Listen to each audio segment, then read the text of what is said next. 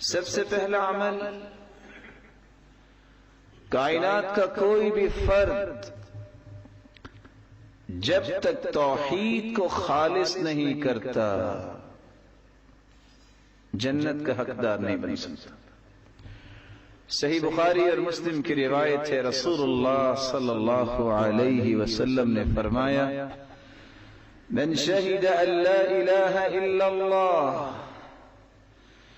وان محمدا عبدہ ورسولہ وان عیسی عبد اللہ ورسولہ وكلمته ألقاها إلى مريم وروح منه والجنة حق والنار حق أدخله الله من أي أبواب الجنة الثمانية شاء۔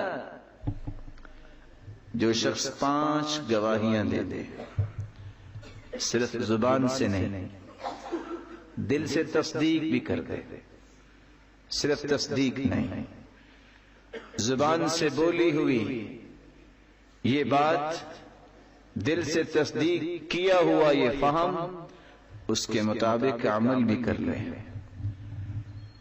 انعام کیا ہوگا؟ گواہی دے کہ عبادت کے لائق اگر کوئی ذات ہے تو وہ اللہ کی ہے، اور محمد رسول اللہ صلی اللہ علیہ وسلم اللہ کے پیارے بندے ہیں اور سچے رسول ہیں، جن کو اللہ تعالیٰ نے پوری کائنات کا سرتاج بنایا ہے۔ اور عیسیٰ علیہ السلام بھی اللہ کے بندے اور اس کے رسول ہیں۔ اللہ نے کلمے کا القاء کیا مریم علیہ السلام کی طرف، اس سے عیسیٰ پیدا ہوئے۔ جنت بھی حق ہے جو اللہ نے مومنوں کے لیے تیار کی، جہنم بھی حق ہے جو اللہ نے کافروں کے لیے تیار کی۔ 5 گواہیاں جو دے دیتا ہے اور پھر تصدیق کر دیتا ہے اور پھر اس کی زندگی کے ایکشنز انہی تصدیقوں کے مطابق ہوتے ہیں، اللہ قیامت کے دن فرمائیں گے جنت کے 8 دروازے کھلے ہیں، جس دروازے سے چاہتے ہو جنت چلے جاؤ۔